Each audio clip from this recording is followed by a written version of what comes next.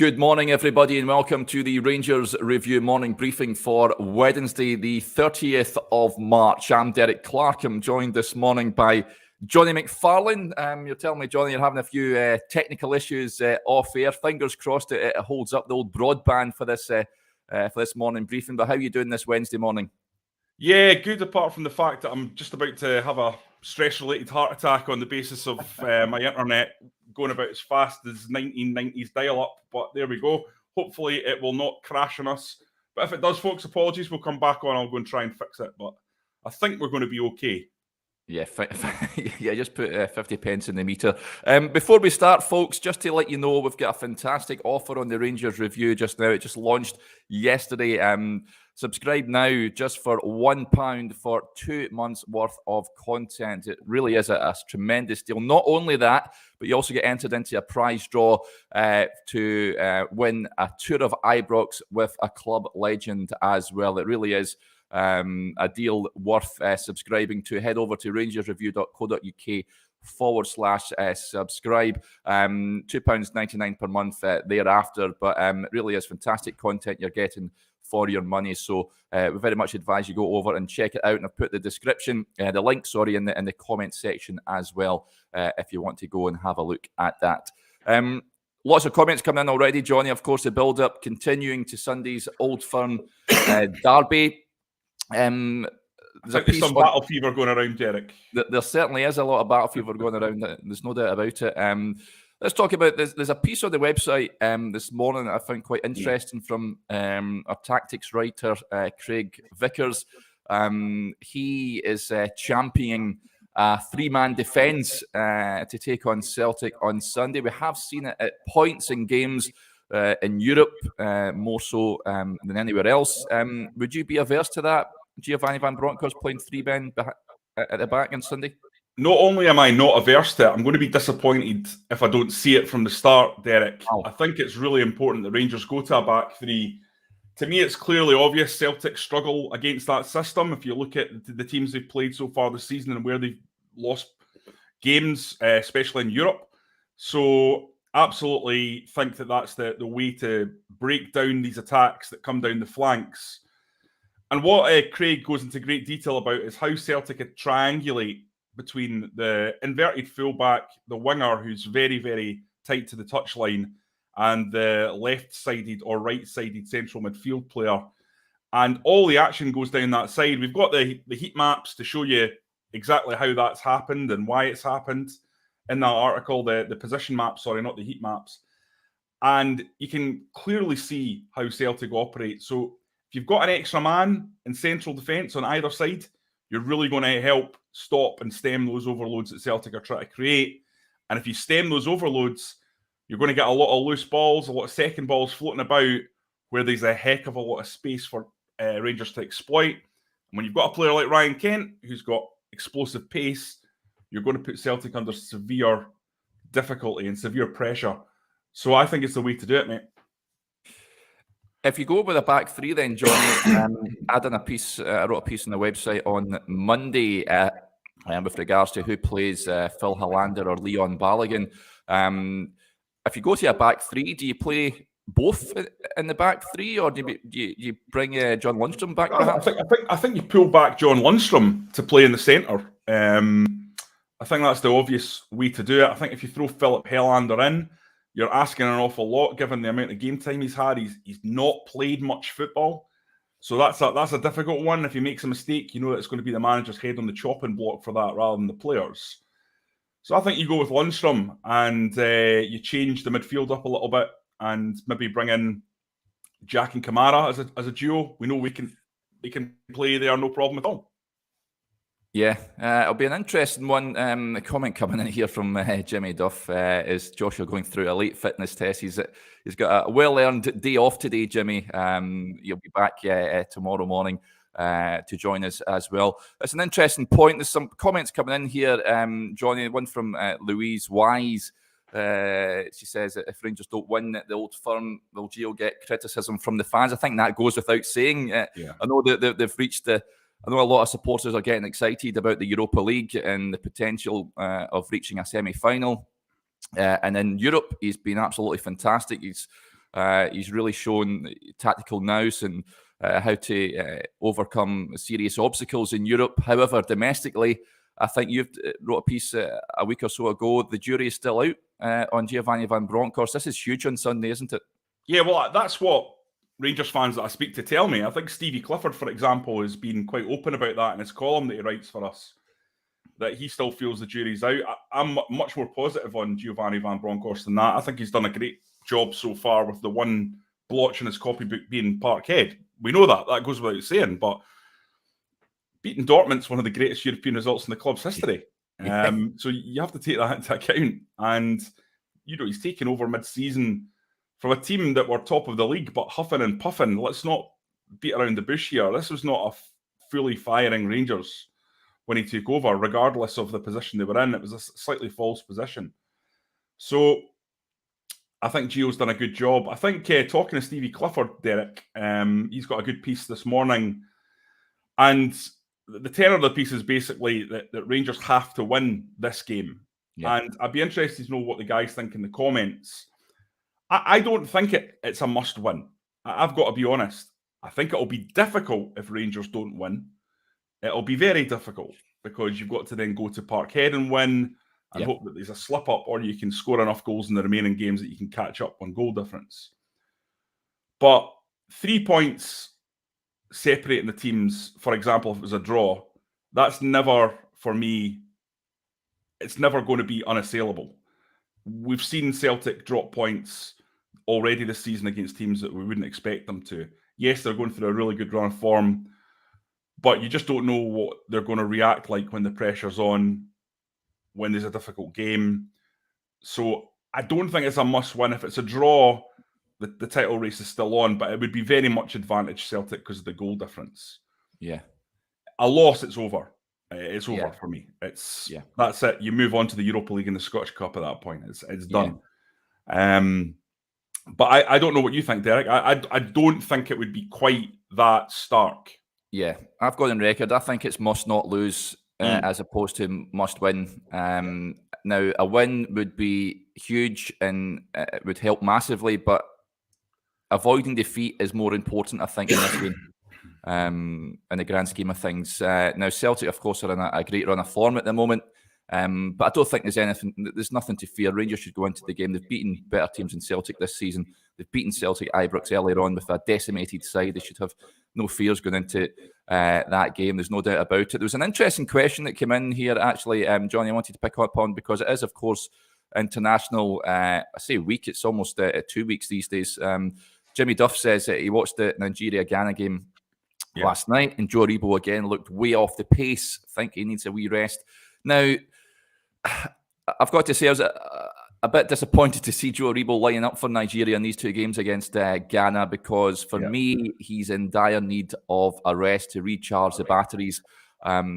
He's not been the same since coming back from the African Cup of Nations.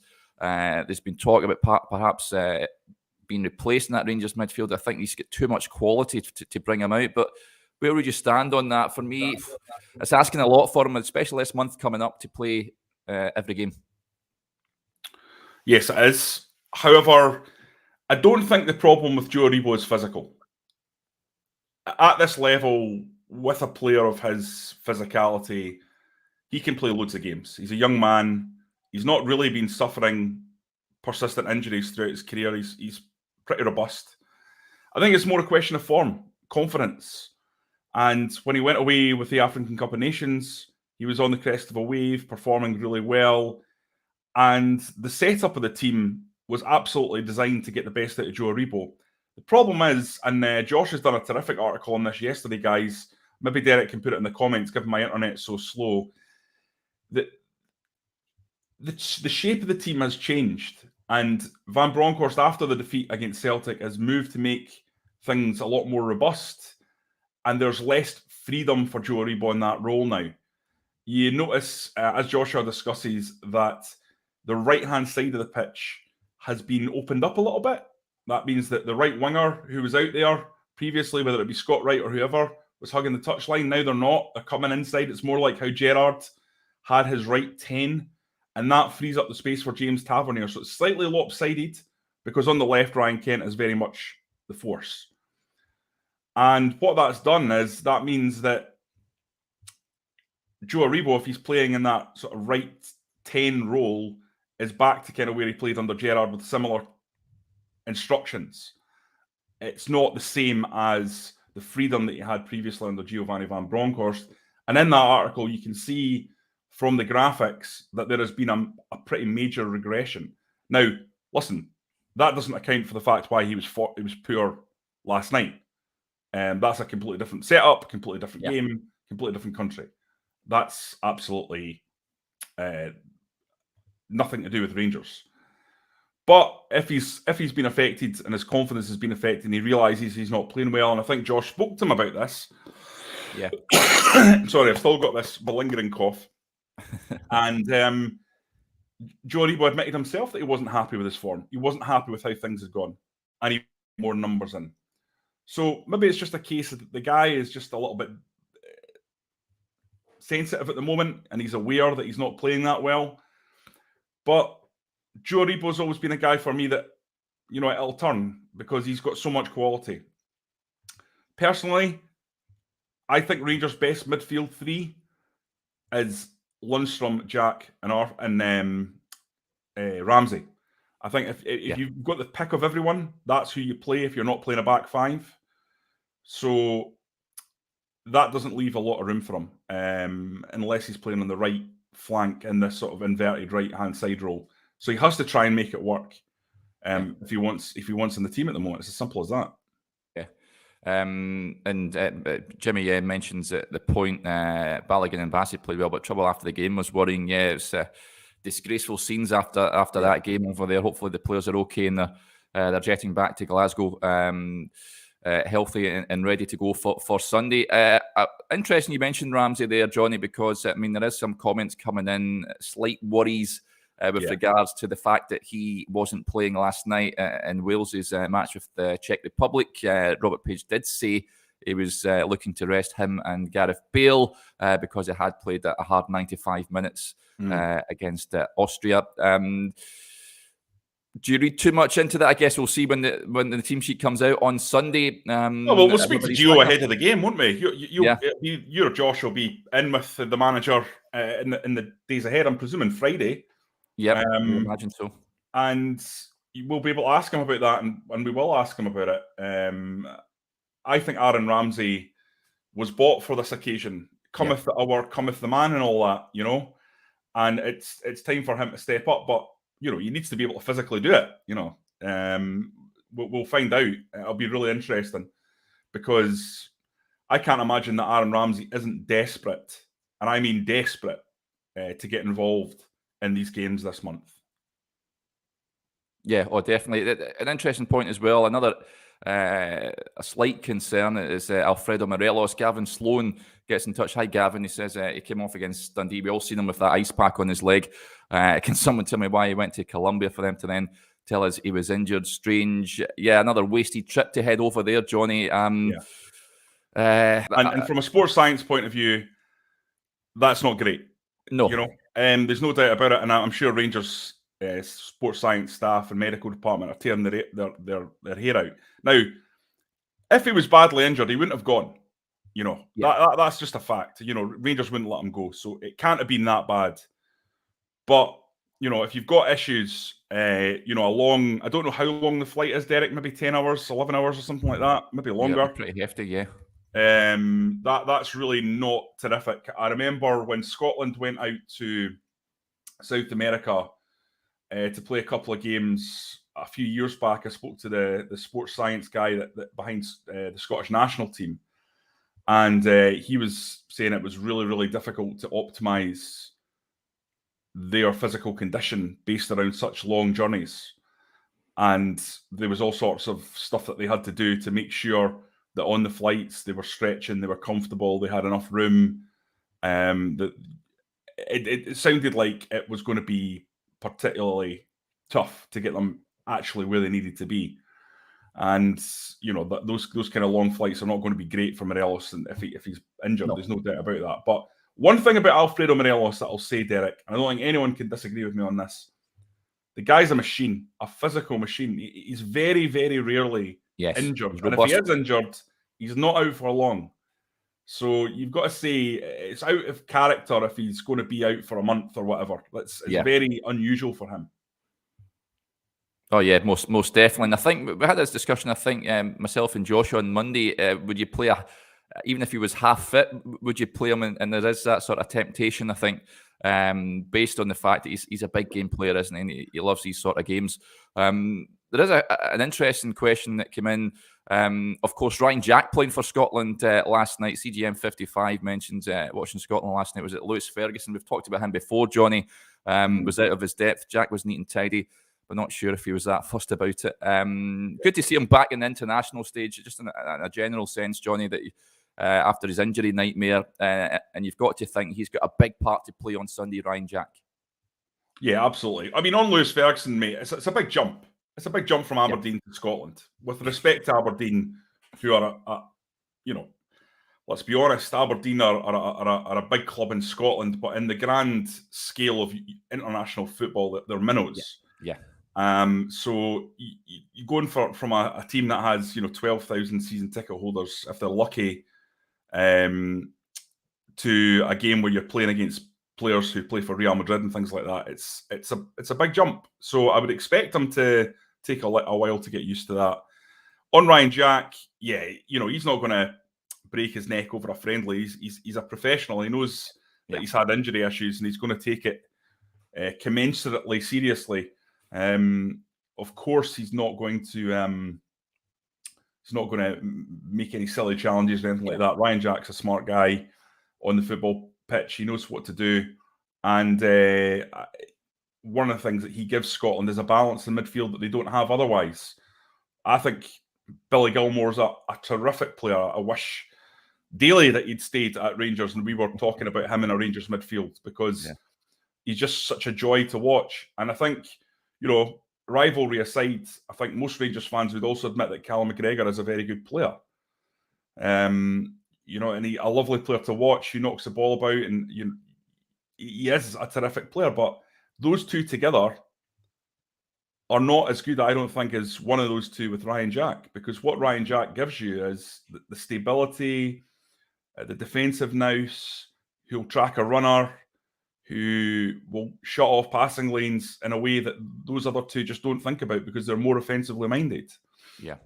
So in terms of Scotland, Ryan Jack to me is one of the first names on the team sheet and an essential part of how that team's going to play. Personally, I think Ryan Jack and Billy Gilmore should play at the base with Callum McGregor pushed further forward. Yeah. That's how I would do it. Yeah, I think that's a fair point. But yeah, great to see him back playing in international football. Ryan Jack, it really is fantastic stuff. Just finally, Johnny, before we go, Willie Collins been announced as a referee on Sunday. I think he's the best referee in Scotland.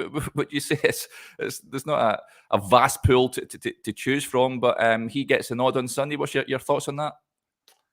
Yeah, I mean, I just hope it's not going to be about the referees. Yeah. I really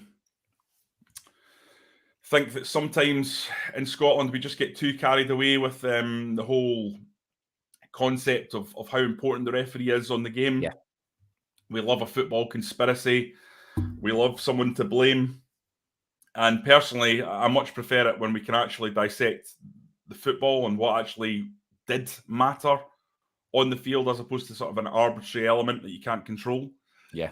So I hope that Colm gets through the game without making any truly daft decisions, and we're all giving him 8 out of 10 and can concentrate on what's actually happened on the pitch. I think that's important. And more than that, Derek, I mean, it must be a really horrible job being a referee in Scotland for one of these games, because you're going to come under pressure. You're going to come under serious pressure. So the thing that you want more than anything else is supposed to come through it unscathed. Yeah, most definitely. Okay, folks, that'll do us here. Thanks again to everyone getting in touch. It really is fantastic, all the interaction there. Remember, if you've just joined us for the first time on YouTube, if you hit the subscribe button, it means that you'll never miss a video when we go live. And we've also got a terrific offer on the Rangers Review website just now. Just £1 for 2 months worth of content. Not only that, you also get entered into a prize draw for a tour of Ibrox with a club legend. Just head over to rangersreview.co.uk/subscribe for all the details. We'll be back again tomorrow morning, but until then, enjoy the rest of your Wednesday.